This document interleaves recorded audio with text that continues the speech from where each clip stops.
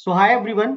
तो स्टूडेंट्स आज हम डिस्कस करेंगे सिंगल और डबल ब्लैंक्स, राइट। तो ये क्वेश्चन भी एग्जाम में देखे जाते हैं कि सिंगल ब्लैंक्स के क्वेश्चन जैसे एक स्टेटमेंट दे देगा आपको और बीच में आपको ब्लैंक देगा और आपको चार ऑप्शंस दे देगा और you people have to put the right word, right. ये एक ब्लैंक भी हो सकता है, सिंगल ब्लैंक भी भरने को आ जाता है एग्जाम में। समटाइम्स जो एग्जामिनर डबल ब्लैंक्स भी पूछता है।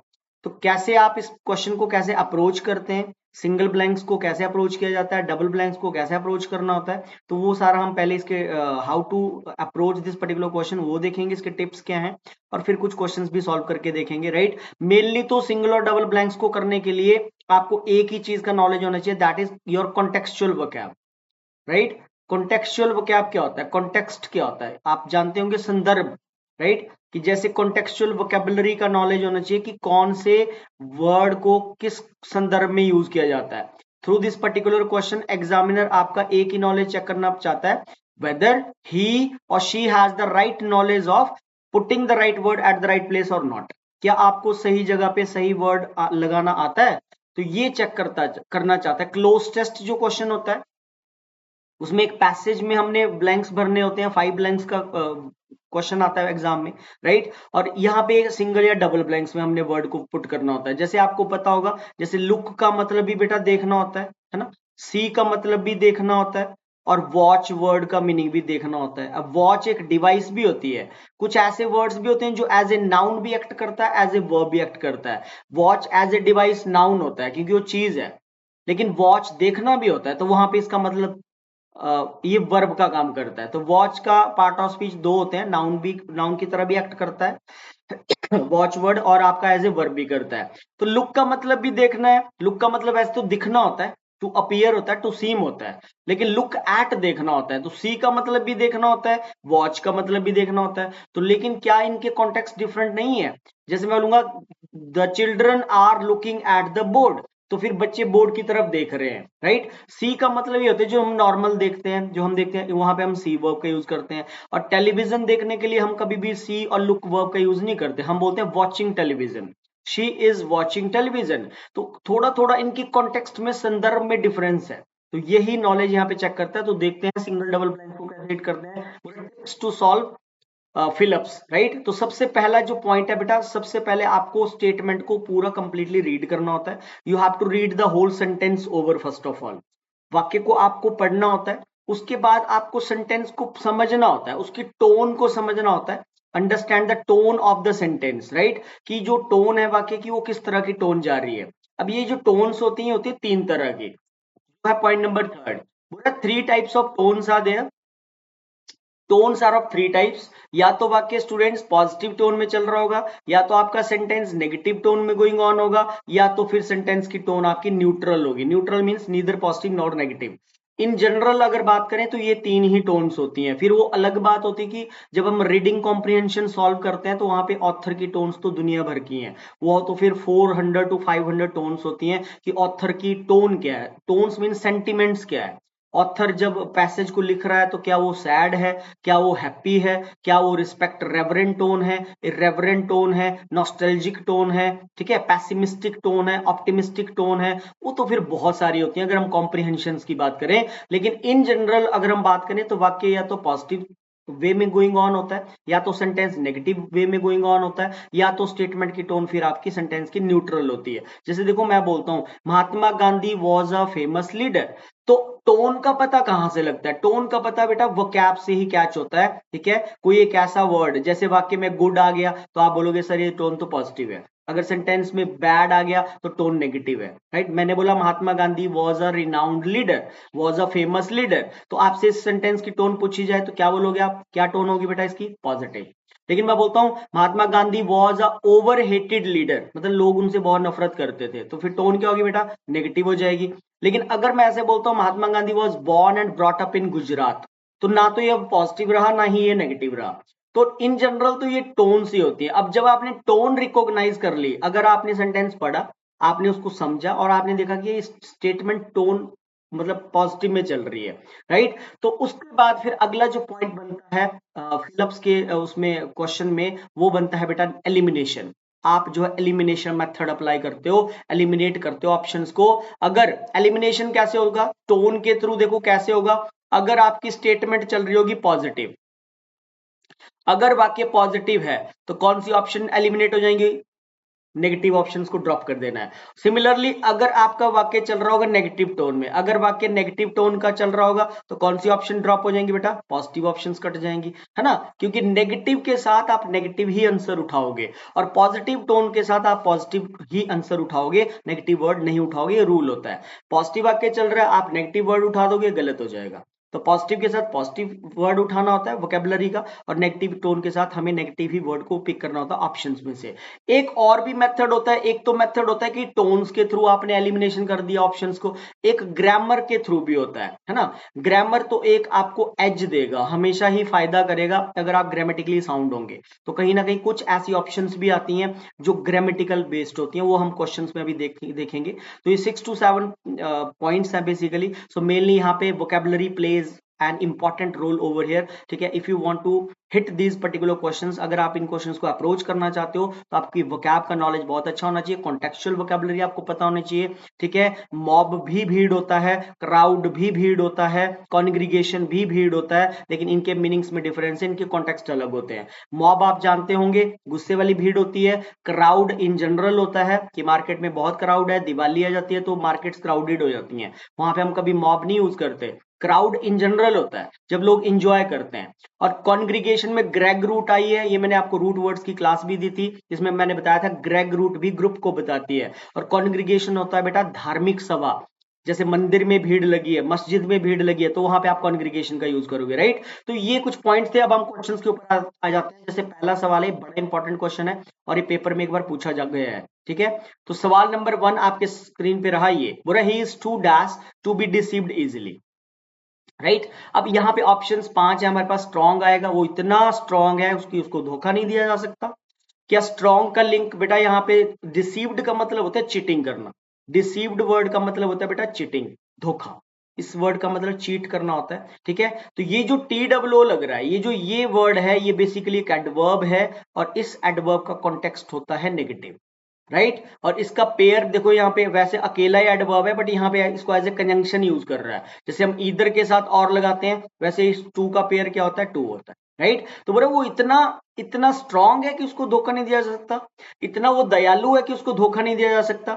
ये बिल्कुल गलत ऑप्शंस जा रहे हैं यहाँ पे। काइंड भी नहीं आएगा, स्ट्रांग भी नहीं आएगा, ऑनेस्ट भी नहीं आएगा। अरे भाई, धोखा तो उस बंदे को नहीं दिया जा सकता जो बहुत ज्यादा इंटेलिजेंट है, जो चतुर होता है इंसान, उसको आप धोखा नहीं दे सकते, राइट। तो according to the context of the statement, यहाँ पे जो राइट आंसर बनेगा बेटा, that could be option number E.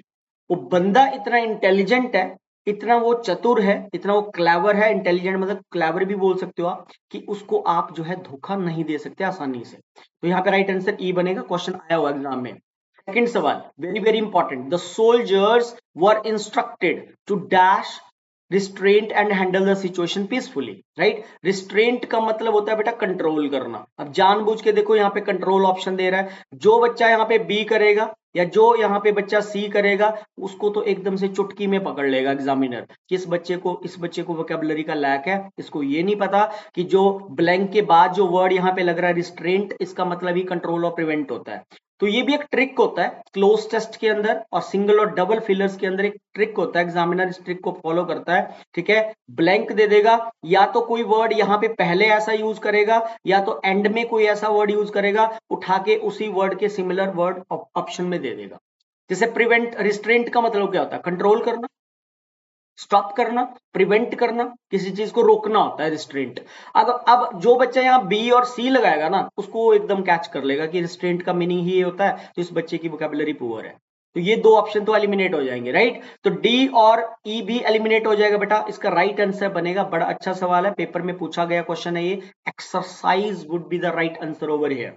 Suppose जहां पे हम रहते हैं, या आप दिल्ली में रहते हो या उत्तर प्रदेश में रहते हो, कहीं पे भी आप रहते हो, राइट। तो वहां पे मान लो कोई इमरजेंसी आ गई, कोई बिल्डिंग है, उस बिल्डिंग में 4 आतंकवादी घुस गए, राइट। मैं ऐसे एग्जांपल दे रहा हूं समझाने की वजह से, ठीक है। तो आपको पता है कि जब पुलिस से चीजें नहीं संभलती हैं तो फिर आर्मी को ऑर्डर आते हैं पीछे से, है ना, आर्मी आती है, फिर वो सिचुएशन को देखती है। तो जब आर्मी को सोल्जर्स, यही बोल रहा है वाक्य, द सोल्जर्स वर इंस्ट्रक्टेड, कि उन सिपाहियों को क्या इंस्ट्रक्शन दी गई बेटा, ठीक है, उनको क्या इंस्ट्रक्शन दी जाती है पीछे से जब सिपाही आते हैं, ठीक है, कि पहले वो आते हैं, तो पहले वो क्या करेंगे, आके क्या करेंगे, सीधा गोलियां चलाने लग जाएंगे? अरे भाई पहले वो देखेंगे, पहले वो एक्सरसाइज करेंगे। एक्सरसाइज का मतलब सिर्फ वो नहीं होता व्यायाम करना कि हम जिम जाते हैं, आपने बाइसेप्स लगा लिए, ट्राइसेप्स लगा लिए, चेस्ट की एक्सरसाइज लगा ली। वो एक्सरसाइज नहीं होता। सिर्फ एक्सरसाइज का मतलब बेसिकली होता है, यहाँ पे जो इसका मीनिंग बन रहा है, एक वर्ड के कई मीनिंग होता है, ध्यान रखना। एक्सरसाइज वर्ड का मतलब यहाँ पे बन रहा है बेटा टू एग्जामिन समथिंग केयरफुली, जांच करने को बोल रहा है यहाँ पे। ठीक है, तो उनको क्या इंस्ट्रक्शंस होती है कि जाओ पहले देखो भाई, मुआयना करो। पहले वो आएंगे, देखेंगे यार कौन सी बिल्डिंग है, कहाँ पे छुपे हुए हैं, ठीक है, कहाँ पे 4 आतंकवादी हैं। फिर वो क्या करेंगे, एग्जामिन करेंगे, फिर रिस्ट्रेंट करेंगे, फिर कंट्रोल करेंगे सिचुएशन को, प्रिवेंट करेंगे, रोकेंगे, फिर ताकि कोई सिविलियन की डेथ भी ना हो, कोई निर्दोष व्यक्ति को इनोसेंट मारा भी ना जाए, है ना। और फिर सिचुएशन को बोला शांतिपूर्वक जो है क्या करेंगे, हैंडल करेंगे। So the soldiers were instructed to exercise restraint and handle the situation peacefully could be the right answer. Third पे आ जाते हैं। थर्ड सेंटेंस भी अच्छा क्वेश्चन है। बोला रवि's behavior is worthy of dash by all the youngsters। अब जिस बच्चे की यहाँ पे वोकेबुलरी पुअर है ना, वो बच्चे का ध्यान जाता है सी वाली ऑप्शन पे। ट्रायल तो देखो जी पीछा करना होता है, कोई जब पीछे रहता है, ट्रायल है, जैसे टेस्ट मैच वगैरह होती हैं तो फिर एक टीम खेल जाती है तो बोलते हो trial by 250 run, India trial by 250 run, मतलब इंडिया 250 रन अभी पीछे है। उसका कॉन्टेक्स्ट कुछ डिफरेंट होता है। एमुलेशन आएगा फॉलोइंग या एक्सप्लोरेशन और एक्सपेरिमेंट तो बिल्कुल गलत है, इरेलीवेंट ऑप्शंस है। अब बच्चा यहाँ पे कंफ्यूज होता है, वो जिस बच्चे की वोकैबुलरी पुअर है वो सी करेगा, फॉलोइंग करेगा, जबकि यहाँ पे आंसर होगा बी। रवि का बिहेवियर इतना अच्छा है कि बोल रहा है ऑल द यंगस्टर्स क्या करना चाहिए, emulation by all the youngsters. Emulation का शुद्ध हिंदी में मीनिंग होता है बेटा रीस करना। रीस करना समझते हो, रीस करना समझते हो आप? रीस हमेशा ही पॉजिटिव में होती है, रीस कभी नेगेटिव में नहीं होती। बोलते हैं कि जलो मत रीस करो। जैसे आपके फ्रेंड की जॉब लग गई तो आपके पेरेंट्स भी आपको बोलेंगे कि देखो उनका बेटा जॉब पे लग गया, तू भी कुछ सीख, रीस कर उनके बच्चे की। तो रीस होता है to copy someone in a positive way. यही बोलना चाह रहा है थर्ड सवाल में, रवि का बिहेवियर इतना अच्छा है कि सारे नौजवानों को उसकी कॉपी करनी चाहिए, उसको फॉलो करना तो किसी चीज के पीछे जाना होता है, right. To go behind something that is follow करना, अनुसरण करना। लेकिन ये बोल रहा है उसकी रीस करनी चाहिए, तो बी इसका राइट आंसर होगा। चौथे सवाल पे आ जाते हैं। Question number 4, the speaker did not properly use the time as he went on. Went on और केप्ट ऑन दो स्ट्रक्चर होते हैं, इनके बाद हमेशा ही V1 ING आता है। जैसे वो हंसती ही रहती है, वो हंसता ही रहा, ही केप्ट ऑन लाफिंग। वो खाना खाता ही रहा, शी वेंट ऑन ईटिंग। तो ऐसे वाक्य वेंट ऑन और केप्ट ऑन से बनते हैं। The speaker did not properly use the time as he went on, dilating, devoting, deliberation, devoting या डिस्ट्रीब्यूटिंग। तो डिस्ट्रीब्यूटिंग तो बिल्कुल गलत है, तो बांटना होता है। डाइल्यूट बिखेरना होता है। डेलिब्रेशन जानबूझकर होता है। डिवोटिंग श्रद्धा होती है, डिवोशन श्रद्धा होती है। डिवोशन मेरी श्रद्धा है भगवान में, मंदिर में इसलिए जाता हूं क्योंकि मेरी डिवोशन है, मैं भगवान को मानता हूं। डिवोट करना वैसे देना भी होता है कि स्टडी को हमें टाइम को डिवोट करना चाहिए, लेकिन बेटा ये कॉन्टेक्स्ट तो टाइम को यूज करने वाला कॉन्टेक्स्ट तो पहले ही उसने खत्म कर दिया वाक्य में। बोला the speaker did not properly use the time as he went on dilating. इसका राइट आंसर बनेगा बेटा ए। डायलेटिंग का मतलब होता है कि जो स्पीकर था वो एक ही पॉइंट को खींचता रहा, स्ट्रेच करना होता है बेसिकली, राइट। तो उसने प्रॉपरली टाइम का, समय का यूज ही नहीं करा, वो एक ही पॉइंट को, अकेले एक ही पॉइंट को खींचता रहा, स्ट्रेच करता रहा बार बार, राइट। ये बोलना चाह रहा है। पांचों पे जाते हैं। सवाल नंबर 5 बोल रहा है the principal and staff have made dash efforts to enable the students to attend college on the days of the worst strike. मतलब प्रिंसिपल और स्टाफ ने कौन से एफर्ट्स लगाए। अब देखो वर्ड्स बड़े यहाँ पे सिमिलर दे रहा है। इंटीग्रेटेड बेटा ज्वाइंट होता है, डेलिब्रेट जानबूझकर होता है, कंसर्टेड भी जानबूझकर होता है, सिस्टमेटिक तो बिल्कुल गलत है, ये तो बिल्कुल मतलब सिस्टमेटिक होता है सही तरीके से किसी चीज को करना, है ना। इंटीग्रेटेड एफर्ट्स, एफर्ट्स के लिए एक्चुअली कंसर्ट वर्ड लगता है, मैंने आपको पहले ही बताया। तो पुट द राइट, आपको यहाँ कॉन्टेक्स्ट पता होना चाहिए कि एफर्ट्स के लिए कौन सा वर्ड आएगा। तो इट्स कंसर्टेड एफर्ट्स होता मतलब इसका भी ज्वाइंट ही है। कंसर्ट का मीनिंग भी बेटा ज्वाइंट ही होता है, ठीक है। इंटीग्रेट का मीनिंग भी ज्वाइंट ही होता है, बट एफर्ट्स के साथ हमेशा कंसर्ट लगता है, इंटीग्रेट नहीं लगाते हैं। कंसर्टेड एफर्ट्स होता है, इंटीग्रेटेड एफर्ट्स नहीं होता। तो क्वेश्चन नंबर 6, राइट, ये बिल्कुल हलवा क्वेश्चन है जी। The dash is working on wood. लकड़ी पे कौन काम करता है? आर्टिफैक्ट करता है ना जी। आर्टिस्टिक करता है? बिल्कुल नहीं। आर्टिस्ट करता है? बिल्कुल नहीं। राइट आंसर होगा डी। आर्टिसन होता है जो टिपिकली वुड पे वर्क करता है। आर्टिस्ट तो कलाकार होता है, स्टेज पे परफॉर्म करते हैं, ठीक है। आर्टिस्टिक और आर्टिफैक्ट वर्ड का मतलब होता है, होते तो बनाते तो ये भी लकड़ी का ही कोई सामान है, बट ये पर्टिकुलर किसी एक चीज को बनाने में माहिर होते हैं। लेकिन टिपिकली जो वुड पे वर्क करता है उसको आर्टिसन बोलते हैं। 7th पे आ जाते हैं।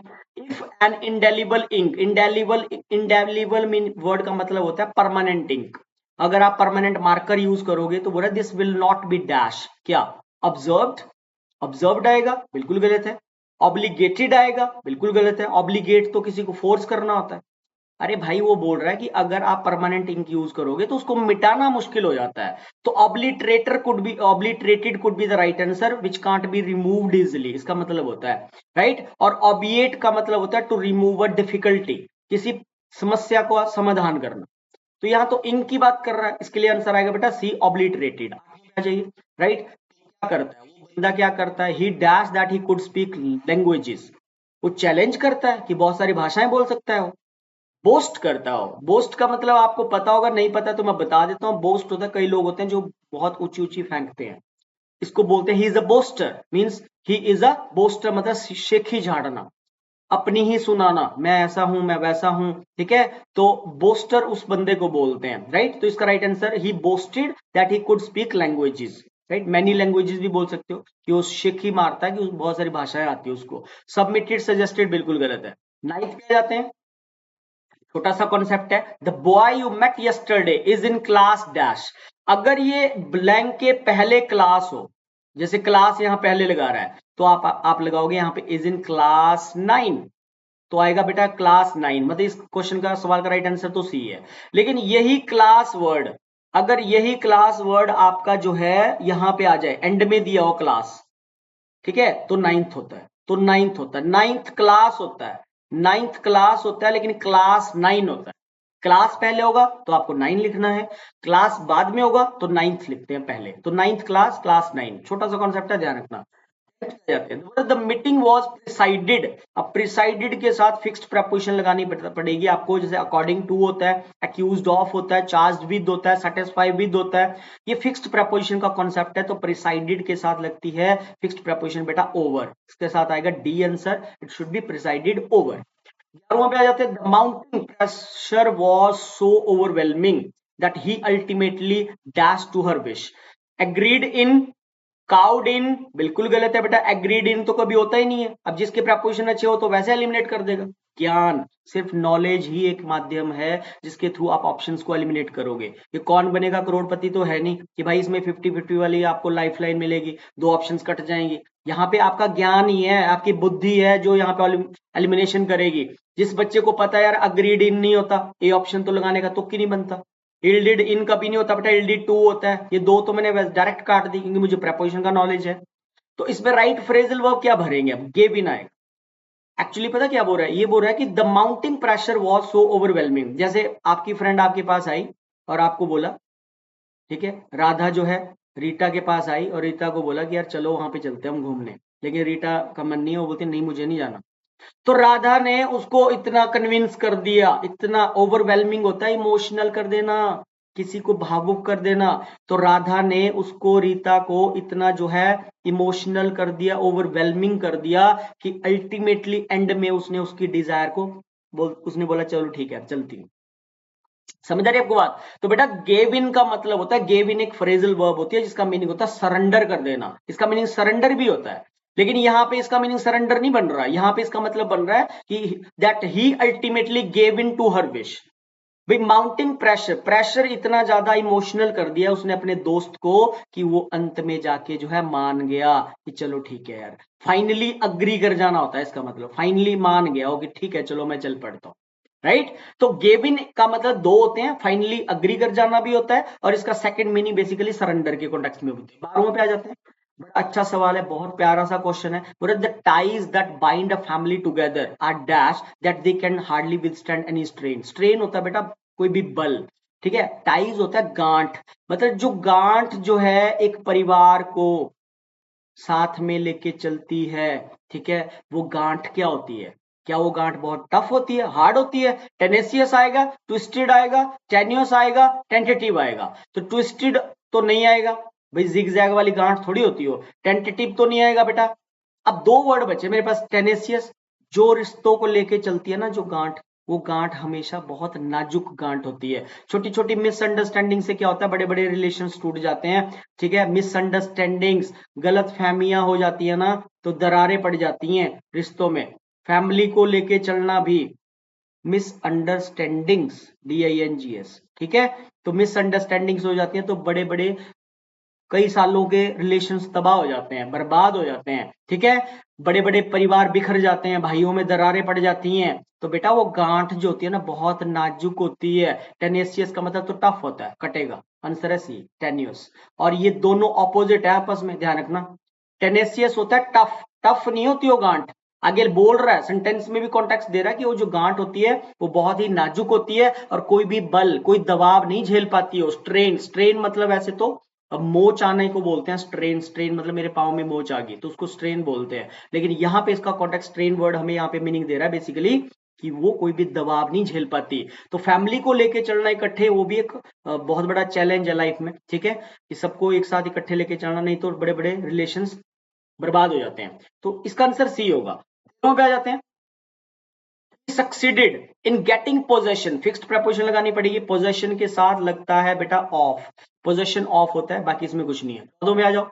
You need dash. अच्छा, जो घाटियों पे चढ़ने के लिए जो शूज नहीं यूज होते, भाई आप हिल्स पे चढ़ रहे हो, ठीक है, ये बोल रहा है यहाँ पे वॉकिंग इन द हिल्स, तो हिल्स पे चढ़ने के लिए जो शूज यूज होते हैं बेटा, वो कंफर्टेबल शूज नहीं बोलते, उनको स्टर्डी वर्ड यूज करते हैं। स्टर्डी जो शूज होते हैं ये काफी हार्ड होता है, इनका जो सोल होता है वो बहुत टफ होता है।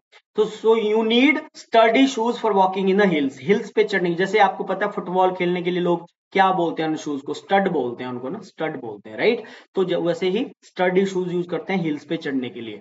बोल रहा I heard a noise, I heard a noise, right. वैसे तो नॉइज अनकाउंटेबल होता है भाई, रोड्स पे दुनिया भर की गाड़ियां चलती हैं, ठीक है, तो उस साउंड के लिए हम आर्टिकल नहीं लगाएंगे, लेकिन कोई स्पेसिफिक साउंड आ रहा है तो उसके लिए आप नॉइज बोल सकते हो। 16 पे आ जाते हैं। इज एन, यहाँ पे आ जाएगा बेटा एन आएगा, क्योंकि एच, एच फैमिली वाले जो वर्ड्स होते हैं उनके साथ हमेशा ही एच लगता है, सॉरी एन आर्टिकल लगता है। जैसे एन ऑनेस्ट होता है, एन आवर होता है, an an honourable chief guest होता है। इस एयर का मतलब होता है वारिस, सक्सेसर को बोलते हैं। ठीक है, SUCCESSOR, सक्सेसर होता है वारिस।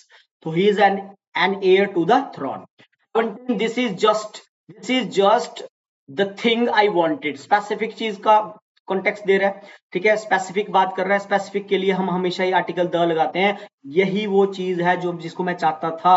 This is the book I wanted, which I wanted, या this is just the thing I wanted, right. उसके बाद 18 पे आ जाते हैं। वी ईट, हम खाते हैं। We eat that we may live, purpose बता रहा है, दैट वी मे लिव, हम खाना खाते हैं ताकि हम जिंदा रह सके। 19 पे आ जाते हैं।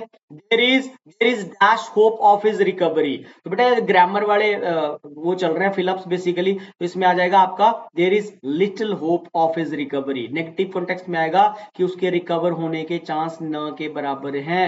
ऐसे क्वेश्चन में नेगेटिव डिटर्मिनेंट डालना पड़ता है, there is little hope of his recovery. 20 पे आ जाते हैं। हरी इज द डैश, अब ये तो बिल्कुल हलवा क्वेश्चन है जी, द लेजिएस्ट। सुपरलेटिव डिग्री से पहले हमेशा ही क्या लगता है बेटा, आर्टिकल द लिखा जाता है। 21 पे आ जाते हैं। He dash to play cricket before his marriage, है ना, तो उसकी शादी से पहले खेला करता था, तो he use to play, he use to play cricket before his marriage. ठीक है, तो बिल्कुल आंसर ए होगा। यूज टू प्ले मतलब यूज टू एक मॉडल होती है जो पास्ट की हैबिट को बताती है। He use to play cricket before his marriage. ठीक है, तो आंसर इसका ये होगा। The present system, double blanks भी थोड़े से मैंने डाले, इनको देख सकते हो। The present system is dash and needs dash, तो क्या भरेंगे, प्रेजेंट सिस्टम। कोई टोन से हमें हिंट नहीं मिल रहा, इस वाक्य की टोन से हमें कोई पता नहीं लग रहा कि एग्जामिनर इस वाक्य को पॉजिटिव टोन में लेके जाना चाह रहा है या नेगेटिव में, इसलिए आंसर आपको नेगेटिव भी दे रहा है, पॉजिटिव भी दे रहा है। अब जिस बच्चे का तो ग्रामर अच्छा है, जिस बच्चे का तो ग्रामर अच्छा है वो तो पकड़ लेगा यहाँ पे। And the present system is dash and needs dash, and needs improve आएगा, बिल्कुल गलत है, नीड्स टू इंप्रूव होना चाहिए, तो बी ऑप्शन तो कटेगा बेटा। बी तो गया यहां से, बी नहीं आएगा इसमें, बी तो ड्रॉप हो जाएगा, राइट, बी तो कट जाएगा। एंड नीड्स बेटरमेंट नहीं होगा, needs reforming, needs to reform होता, आंसर होगा बेटा C, sorry D, D answer होगा। The present system is good and needs no change, अच्छा, कुछ ऐसे ऑप्शंस भी होते हैं जहां पे मैंने आपको पहले ही बता दिया कि ग्रामर आपकी हेल्प करेगा। जितना अच्छा आपका ग्रामर होगा वो आपको एज देगा। जिस बच्चे का ग्रामर अच्छा है ना, स्ट्रक्चर का जिसको नॉलेज है, वो बच्चा इस क्वेश्चन को करके आएगा सही पेपर में। क्योंकि and needs betterment doesn't make sense, and needs to improve होता, टू होता तो सही था, इन्फिनिटिव आता फिर। रिफॉर्मिंग भी गलत है, नीड्स नो चेंज बनेगा राइट आंसर। इस पे आ जाते हैं। इम्पार्शियल पर्सन, आप जानते होंगे इम्पार्शियल पर्सन होता है जो कभी पक्षपात नहीं करता। An impartial person dash others without any dash. तो क्या करता है वो? लाइक करता है, जज करता है। ऑब्वियस है जज करेगा, तो बी आंसर होगा इसका बेटा। जो इम्पार्शियल पर्सन होता है जजेस अदर्स विदाउट एनी बायस, तो आंसर वुड बी बी। इस पे आ जाते हैं। As I was his dash, as I was his dash companion. अब कंपेनियन वर्ड का आपको पता होना चाहिए कि जो कंपेनियन वर्ड होता है साथी होता है इसका मतलब। तो इसके साथ फिक्स्ड जो वर्ड लगता है वो लगता है सोल, राइट। तो राइट आंसर बेटा यहाँ पे डी आ जाएगा। As I was his soul companion, क्योंकि मैं उसका जो इकलौता एक साथी हूं, इकलौता साथी था मैं, तो अपने जो है नेचुरली जो उसके सुख दुख है, एड्रेस करना मतलब जो उसकी सुख है दुख है। अच्छा, जो आपका बेस्ट फ्रेंड होता है सोल कंपेनियन होता है ना, बेस्ट फ्रेंड जैसे बोलते हैं उसी तरह सोल कंपेनियन होता है, इकलौता साथी। तो उसके साथ हम अपने फीलिंग्स को एक्सप्रेस करते हैं, उसके साथ हम अपने सुख को दुख को शेयर करते हैं, बयां करते हैं। तो हमेशा ना ये कुछ वर्ड्स होते हैं, जैसे सोल कंपेनियन, कंपेनियन है तो सोल ही आएगा उसके साथ। बेस्ट कंपेनियन गलत हो जाएगा, राइट, तो ई तो कट जाएगा। अब इस पे आ जाते हैं। अब इस नंबर सवाल बोल रहा है बेटा, a dull student sometimes gets dash marks than does a dash student. अब ये बोलना चाह रहे हैं कि जो डल स्टूडेंट है वो कौन से नंबर लेके आ जाता है? डल स्टूडेंट का कंपैरिजन किससे करेंगे? मीडियोकर से करेंगे? तो आप बोलोगे नहीं सर, डल स्टूडेंट का कंपैरिजन होगा ब्रिलियंट से, है ना, जो बड़ा होशियार होता है। एक नालायक होता है, एक लायक होता है। तो यहाँ पे डल स्टूडेंट कौन से नंबर ले आता है बेटा? मोर मार्क्स ले आता है। तो आंसर इसका बनेगा हमारा option number C could be the right answer. A dull student sometimes gets more marks than does a brilliant student, तो ऑप्शन नंबर सी बनेगा।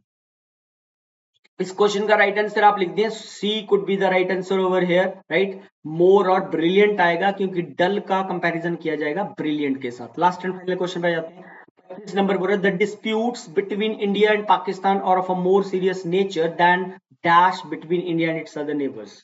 ये वैसे प्रोनाउन का कॉन्सेप्ट है, क्योंकि ऊपर स्टार्टिंग में आप देख सकते हो यहाँ पे डिस्प्यूट्स दे रहा है ना, डिस्प्यूट्स दे रहा है। तो बेटा डिस्प्यूट्स दे रहा है तो डिस्प्यूट्स हमारा सब्जेक्ट प्लूरल है। और जब भी आपका सब्जेक्ट प्लूरल होगा तो आपको देन के बाद हमेशा दोज लिखना पड़ता है, ठीक है, दोज लिखना पड़ता है। तो आंसर बनेगा सी। मैं बोलता हूं this pen is better. Suppose ये दो पेन है मेरे हाथ में, वैसे माउस है लेकिन मैं कंपैरिजन वैसे अज्यूम कर लो कि ये भी पेन है। मैं बताऊं ये वाला पेन इस पेन से अच्छा है, तो मैं बोलूंगा this pen is better than that of. जब सिंगुलर का कंपैरिजन दूसरे के साथ हो रहा है तो बेटा दैट ऑफ लगाते हैं। अब ये दो पेन मेरे हाथ में है, सपोज दो पेन मेरे इस हाथ में, मैं तो these pens are better than those of. तो whenever your subject would be plural, जब भी सब्जेक्ट हमारा प्लूरल होता है तो दैन के बाद दोज लिखते हैं, राइट। तो सिंगल डबल ब्लैंक्स को कैसे करते हैं थोड़ा सा मैंने आपको इसमें ट्रैक बता दिया। मिलते हैं नेक्स्ट वीडियो में। Thank you very much, take care, see you.